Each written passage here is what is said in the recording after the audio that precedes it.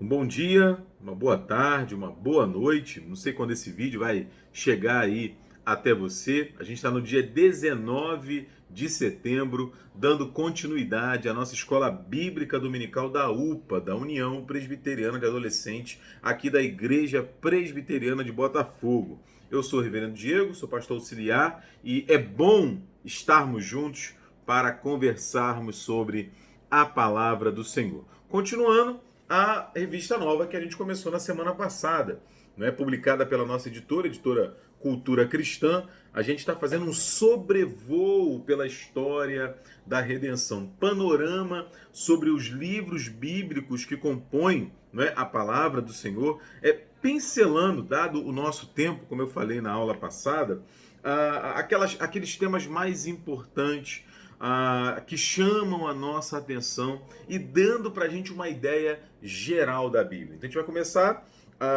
no livro do Gênesis, indo até o segundo livro dos Reis. Beleza? Na semana passada a gente falou um pouco sobre o Gênesis como livro da criação, né? O texto que mostra para a gente a criação, não apenas do ser humano, não apenas do universo, da terra, mas também das nossas relações com Deus e o pecado ali em Gênesis 3, e não apenas o pecado, mas também a providência de Deus para nos resgatar, já ali a nascente da promessa da pessoa do Senhor Jesus. E hoje a gente vai falar sobre perseverança, vamos falar sobre insistir, vamos falar sobre continuar a obedecer a Deus a despeito das dificuldades.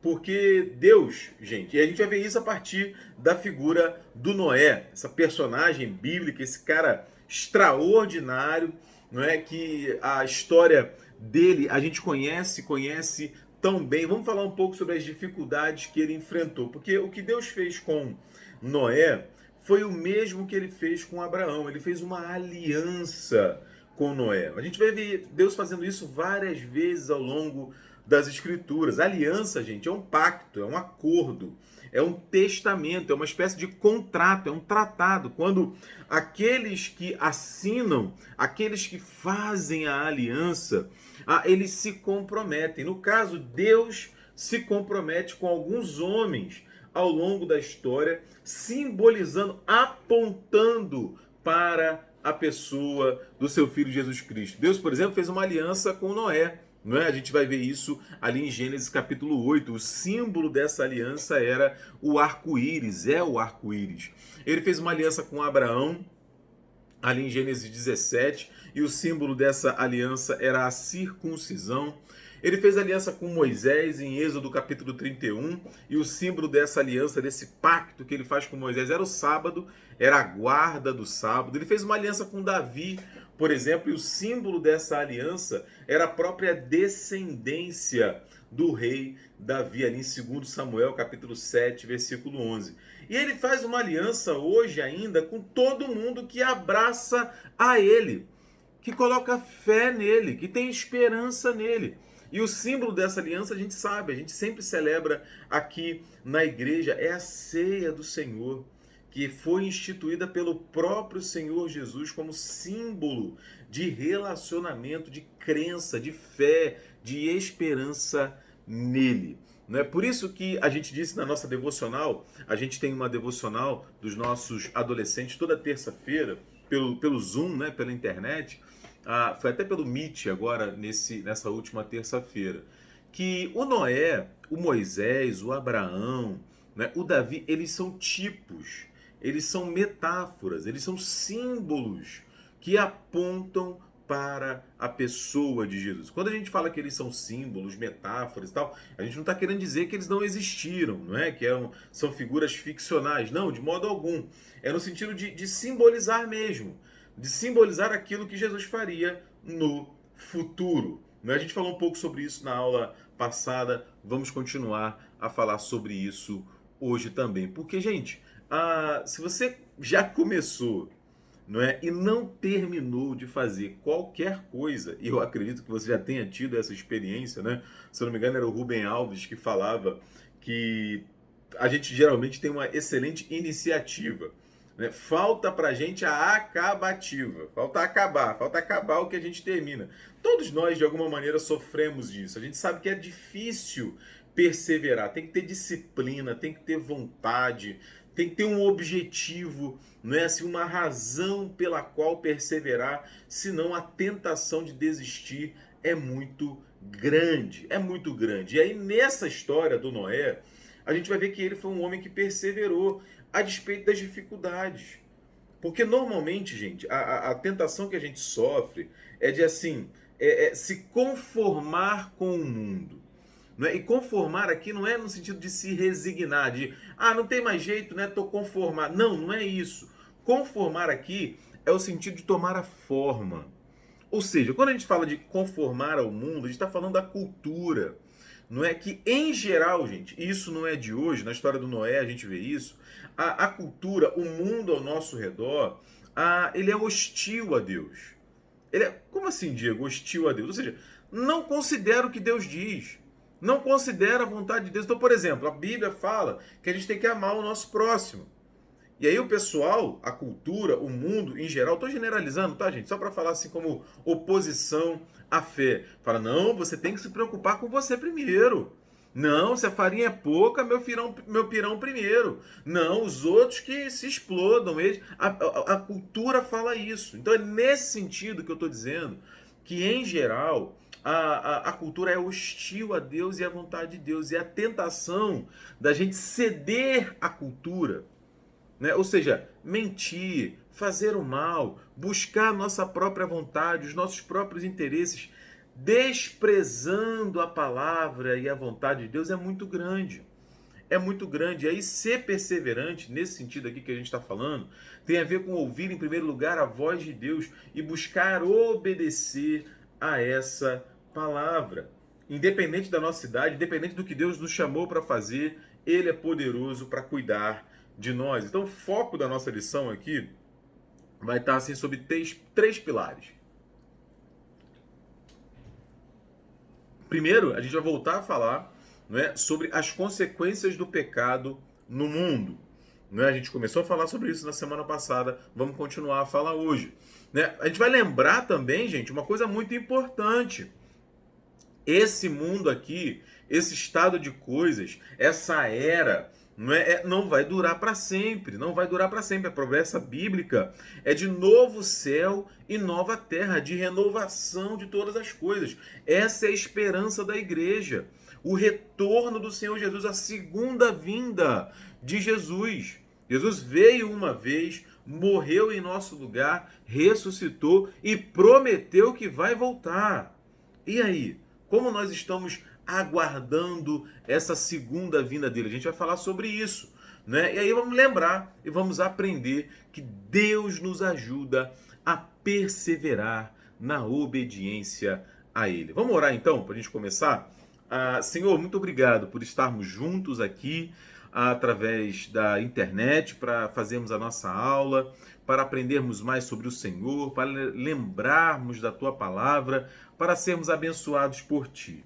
Abençoa a nossa vida, abençoa a nossa igreja, abençoa, Senhor, todos aqueles ao redor do mundo, Pai, que têm buscado perseverar na Tua presença, na Tua palavra, para a glória do Teu nome e para a nossa alegria, Senhor. Tudo isso nós te pedimos, agradecidos, em nome do Teu Filho Jesus Cristo.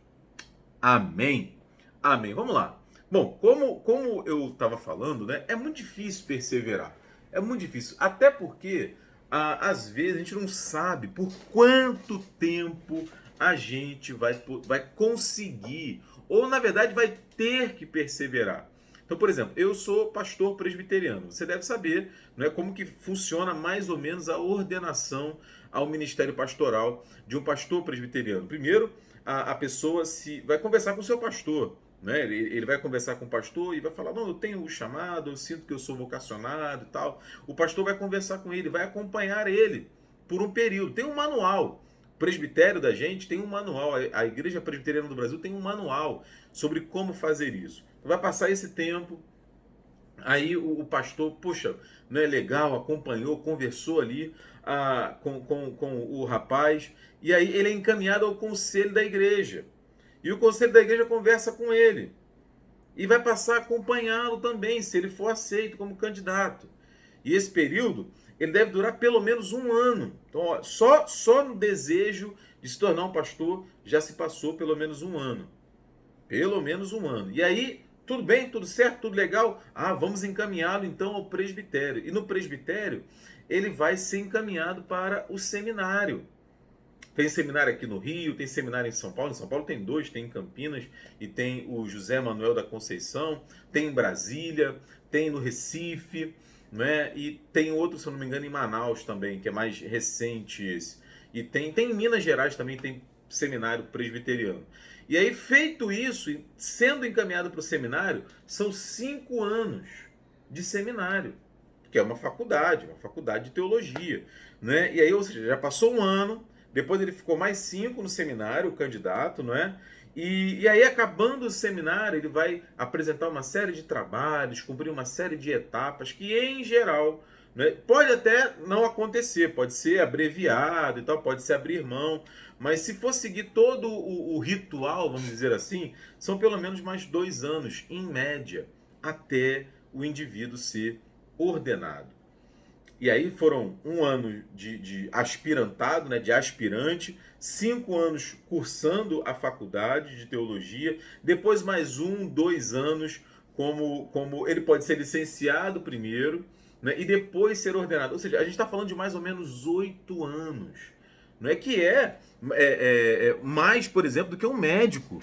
A faculdade de medicina dura 6 anos, depois tá certo que tem o período de especialização, mas uma faculdade de direito dura 5 anos. As engenharias eu acho que duram 4 ou 5 anos também. Ou seja, é uma formação longa que cansa, tem que perseverar. Né? Eu falava esses dias com os adolescentes da nossa devocional, né? A gente tem que perseverar para poder chegar no final do jogo do videogame, para ir até o final, passando todos os desafios. Antigamente eu comprava revista para poder saber qual era a dica, qual era o macete. Hoje a gente vai no YouTube, vê como é que faz passa daquela fase e tal. Tem que perseverar. Imagina, gente, eu estou dando aqui toda essa volta, não é, para falar daquilo que a gente está conversando aqui. Imagine para a gente servir a Deus. Imagine para a gente fazer o melhor, para a gente fazer coisas boas, coisas que vão durar para a eternidade. A gente tem que perseverar também, porque a tentação de desistir e pegar o atalho e seguir o caminho mais fácil é muito grande.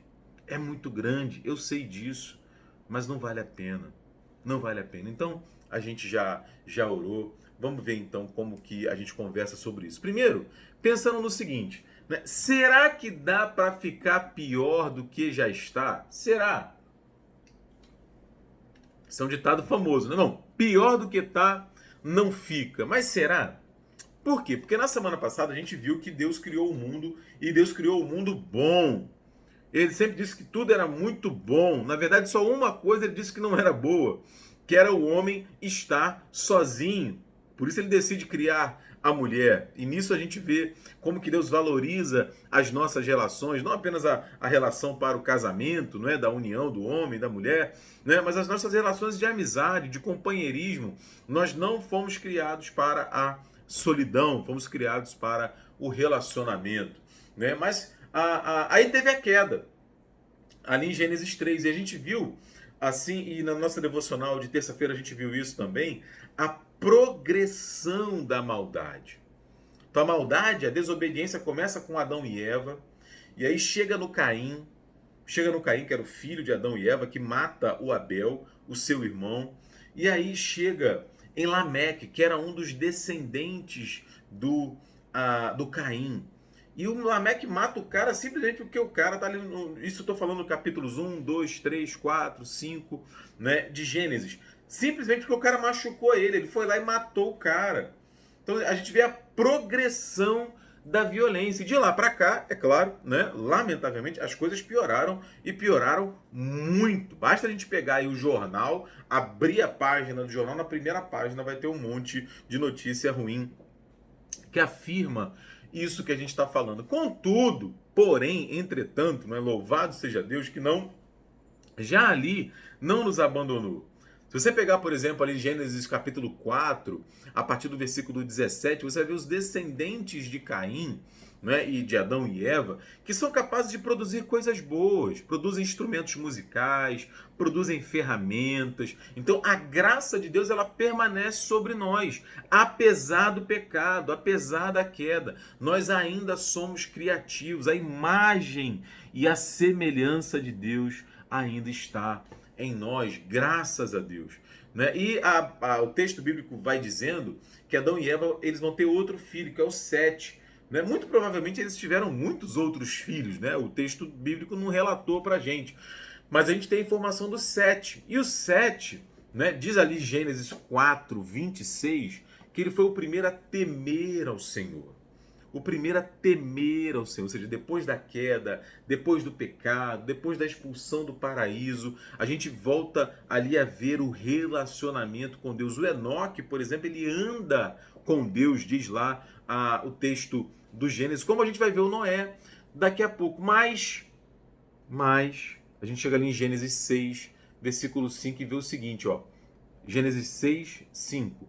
Viu o Senhor que a maldade do homem se havia multiplicado na terra, e que era continuamente mal todo desígnio do seu coração. Veja, a maldade, como eu falei agora há pouco, ela toma proporções planetárias. Não está mais restrita ali apenas a uma família. E aí o tempo passou, a gente está hoje, 2021. 2021. Né? Será que o ser humano é diferente hoje? Será que as pessoas têm vivido nos nossos dias temendo ao Senhor, preocupados com a sua palavra e com a sua vontade? Lamentavelmente não. O apóstolo Paulo, ele tem um texto assim cirúrgico sobre isso. Ele diz o seguinte, 2 Timóteo capítulo 3, versículos de 1 a 5. 2 Timóteo 3, de 1 a 5. Ele está falando para o Timóteo, que era um pastor jovem, né? Um pastor que pastoreava a igreja de Éfeso, e ele era um discípulo do apóstolo Paulo. Aí o apóstolo Paulo diz assim, sabe, porém, isto, nos últimos dias, que dias são esses, Diego? Últimos dias é desde a vinda de Jesus, desde a encarnação. Jesus encarnou, começam os últimos dias. Essa é a ideia bíblica, né? Nos últimos dias sobrevirão tempos difíceis, pois os homens, os seres humanos em geral, serão egoístas. Olha a lista, saca a lista. Egoístas, avarentos, jactanciosos, que é o camarada orgulhoso, cheio de si, né? Arrogantes, blasfemadores, ou seja, que falam blasfêmias contra Deus, né? Desobedientes aos pais, ingratos, quanta gente ingrata, né, gente? Irreverentes, ou seja, que não tem reverência, desafeiçoados, é o cara desapegado, é a pessoa que não tem sentimento, né? que só pensa nela, pessoa egoísta, né? Implacável, ou seja, obstinado, né? Muitas vezes para o mal, esse é o sentido que ele está falando aqui, né? Caluniadores, é o famoso fofoqueiro, né? Que levanta calúnias contra os outros, sem domínio de si, cruéis, inimigos do bem, traidores, atrevidos, enfatuados. Enfatuado é cheio de si, não é? Cheio de si, novamente, parece assim uma continuação ali do jactancioso, né? Mais amigos dos prazeres, sejam eles quais forem, do que amigos de Deus, tendo forma de piedade, negando-lhe, entretanto, o poder. Ou seja, até parece uma pessoa boa, até parece uma pessoa de Deus, uma pessoa de fé, mas não é de fato. Foge também destes, ou seja, cuidado com essa galera, diz o apóstolo Paulo. Né? E esses são os nossos dias, não é? Desde que Jesus encarna, morre, ressuscita, envia o Espírito Santo, esse é o nosso mundo. Lamentavelmente, assim, um reflexo disso que o Paulo falou há mais de 2000 anos atrás. A coisa ficou feia, gente, a coisa ficou feia, e conforme o tempo passa, infelizmente ela vai piorando. Mas aí alguém pode pensar a essa altura, ué, Diego, mas não tem jeito? Né? É isso mesmo? Não sobrou ninguém? Tá todo mundo fazendo mal? E como é que é isso? E agora? O que eu faço? Não, calma. Né? Graças a Deus que Deus sempre nos dá esperança. Naquele momento da história, a esperança veio através do Noé. Olha lá o Gênesis capítulo 6, versículo 9. Eu leio na paráfrase bíblica de A Mensagem. A história de Noé é a seguinte: Noé era um bom homem, uma pessoa íntegra em sua cidade, ou seja, entre os seus, é como vai estar na nossa tradução de Almeida Revista e Atualizada. Ele andava com Deus e tinha 3 filhos, Sem, Cã e Jafé. Veja, gente, o texto não está dizendo que o Noé era perfeito, que ele nunca errou. Não, o texto não está falando isso. O texto está dizendo que ele era íntegro, ou seja, ele buscava viver com integridade, com justiça, com verdade, com bondade, e ele andava com Deus. Esse é o ponto aqui extraordinário, né? A gente pode até fazer o contrário. Porque o Noé andava com Deus, ele era justo, era íntegro e era bom, apesar dos seus defeitos, né? E isso no meio de um povo que, assim, não queria saber de Deus. A gente sabe que ele anuncia o dilúvio, tá lá no texto bíblico, ele fala, gente, ó, vai vir um dilúvio, Deus vai mandar água, ele vai castigar. O pessoal não ouviu. A tentação para o Noé desistir certamente foi muito grande. Né? Imagina a luta dele para ser íntegro naquele período. E aí acontece na vida da gente, muitas vezes, o que aconteceu na vida do Noé. Né? Às vezes, só a gente quer fazer o certo. Não porque a gente é especial, não porque a gente é diferente, não. É porque a gente está ouvindo o que Deus está falando. A gente sabe o que Ele está dizendo. E Ele está dizendo, ó, não vai por aí. E a gente fala com os amigos, fala com a família. Ou ao contrário, pode acontecer, as pessoas falam com a gente, Diego, não faça isso. Não tome essa decisão. Não vá por aí. A gente precisa perseverar, gente, na bondade. Por quê? Se o desafio é grande, Deus também é. Deus também é. Hoje não é diferente. Não é? Por exemplo, é possível que você já tenha ouvido. Ah, o Diego, fala sério, domingo de manhã ir para a igreja? Não, domingo é dia de praia. Pô, a gente está aqui em Botafogo, zona sul do Rio de Janeiro. Estamos a 10 minutos da praia. Eu já acordo cedo a semana inteira. Aí domingo ainda vou acordar cedo para ir para a igreja? Ah, não, de jeito nenhum. O quê? Ir para a igreja, ficar dando dinheiro para pastor? Tá louco, tô fora. Não acredito. Que decepção. Você é uma pessoa inteligente, uma pessoa capaz, uma pessoa cheia de sonhos, cheia de plano, com papo de Bíblia, com papo de crente, com papo de Jesus. Pelo amor, fala sério. Né? E eu podia ficar aqui o dia inteiro lembrando de objeções que a gente ouve à nossa fé ao longo da nossa caminhada. E isso, o que já é muito sério, mas isso sem mencionar as pessoas que chegam a perder a sua própria vida ainda hoje por conta da sua fé. Tem um site que chama Portas Abertas. Dá uma procurada depois. Dá um Google depois, Portas Abertas, que fala sobre a igreja perseguida ao redor do mundo. Homens e mulheres que ao redor do mundo são perseguidos simplesmente por causa da sua fé. Por causa da sua fé. E aí? Não é isso, eu estou dizendo isso porque as dificuldades, gente, sempre vão existir. Perseverar é difícil, não é? Mas a gente tem o exemplo do Noé, que ele perseverou. E o resultado foi simplesmente sobrevivência. Foi sobrevivência. Ele e a família dele sobreviveram. E é isso que perseverar na nossa vida, em andar com Jesus, vai fazer toda a diferença para a nossa história, apesar dos nossos defeitos, das nossas fraquezas, das nossas dificuldades, vale a pena perseverar. E o que fez a diferença na vida de Noé foi o fato exatamente dele andar com Deus. Por quê, gente? Porque uma hora o mal vai perder, a chuva vai acabar. Como eu falei no início da nossa aula, esse mundo, esse estado de coisas tem data para acabar. Uma das lições que a gente aprende com essa história de Noé, e a gente vai ver isso passar por toda a Bíblia, é que Deus, gente, Deus não negocia, Ele não compactua com o pecado. Não, é só um pecadinho, é só um negocinho, tá? Não, não, não, não, não, não, não. Deus leva tão a sério o pecado que ele foi capaz de entregar o filho dele para morrer em nosso lugar, exatamente para que o nosso pecado fosse perdoado em Cristo.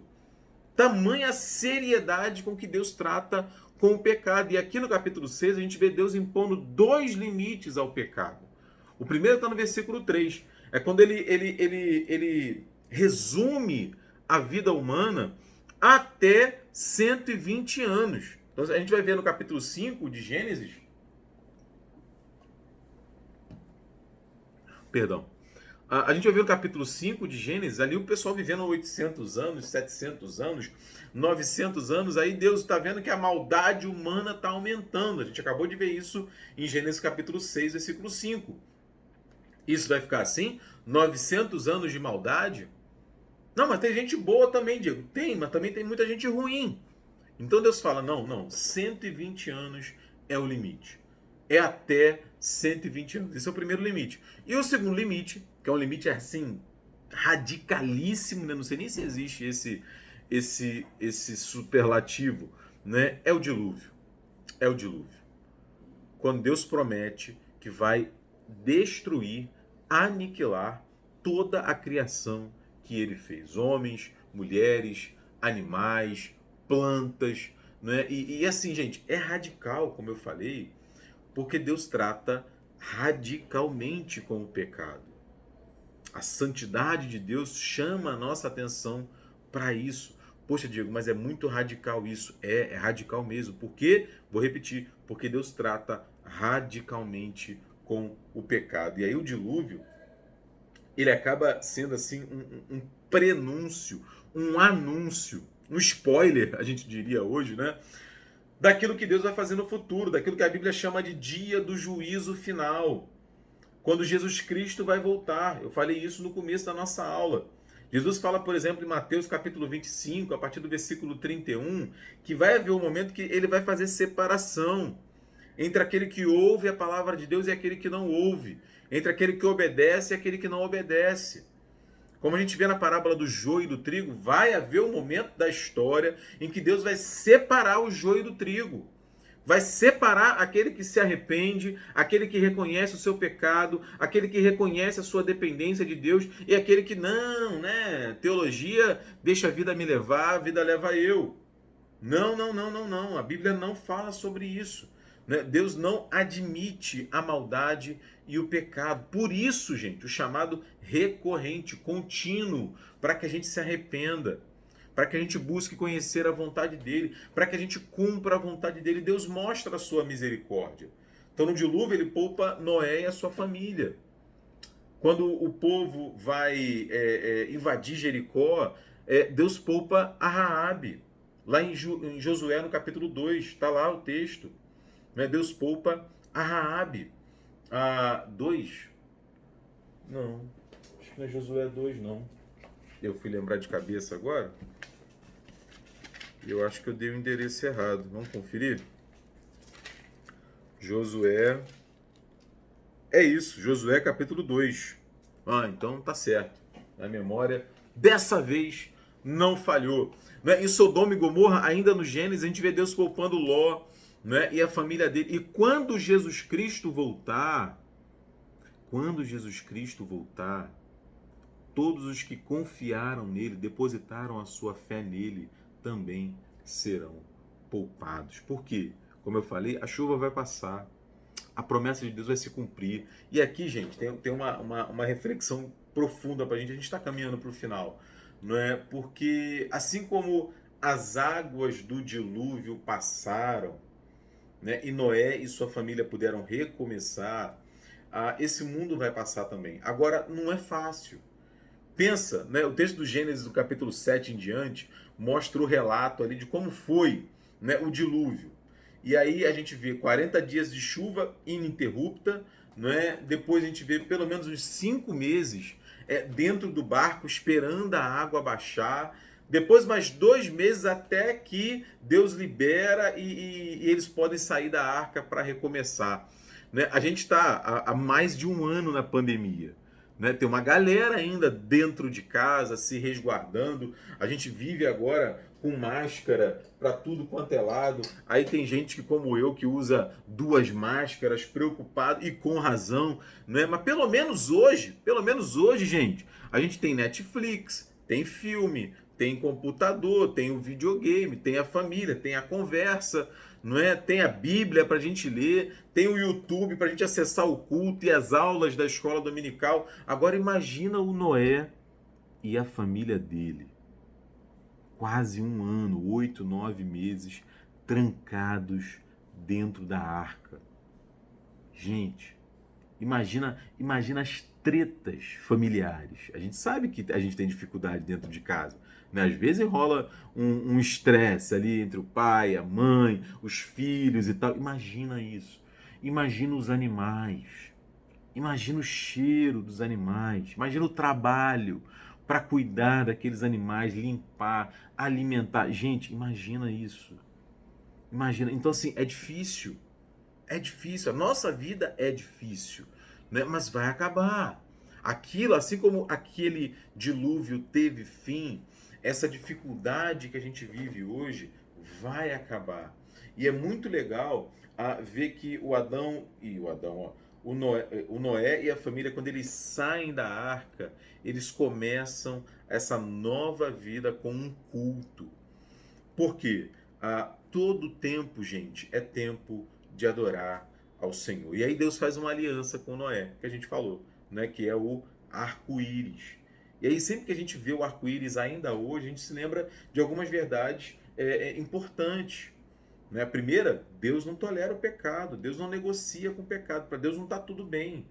A gente precisa pedir perdão, pedir a Deus libertação, pedir a Deus que nos abençoe, que nos fortaleça. Exatamente porque ele não tolera o pecado, ele nos chama a andar com ele, a ponto de entregar o próprio filho dele em nosso lugar. Quando a gente vê o arco-íris, a gente lembra, olha, Deus vai fazer novas todas as coisas. Porque viver, gente, não é fácil, né? Nada na vida é fácil, né? Alguns de vocês já estão na luta do vestibular, na luta da faculdade, outros estão começando a se preparar. É difícil. É difícil. Sob esse aspecto, né, o discipulado, que é a nossa vida com Deus, demanda que a gente peça a Deus de fato que nos ajude a perseverar. Por quê? Porque vale a pena. Porque vale a pena. Não apenas porque a gente vai ter uma vida que não vai ser mais fácil, mas vai ser uma vida que a gente vai ter alegria. A alegria de estar consciente de que estamos buscando, tanto quanto nos é possível, viver e fazer a vontade de Deus.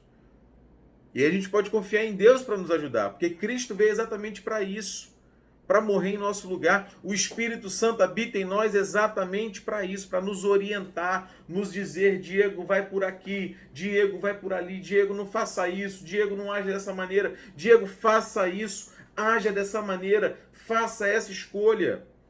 Faça essa escolha, por quê?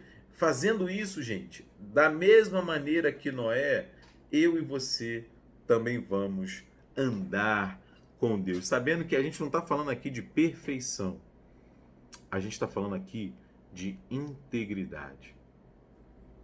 E isso, gente, vale para qualquer momento da nossa vida. Amém? Beleza, vamos orar então para a gente terminar?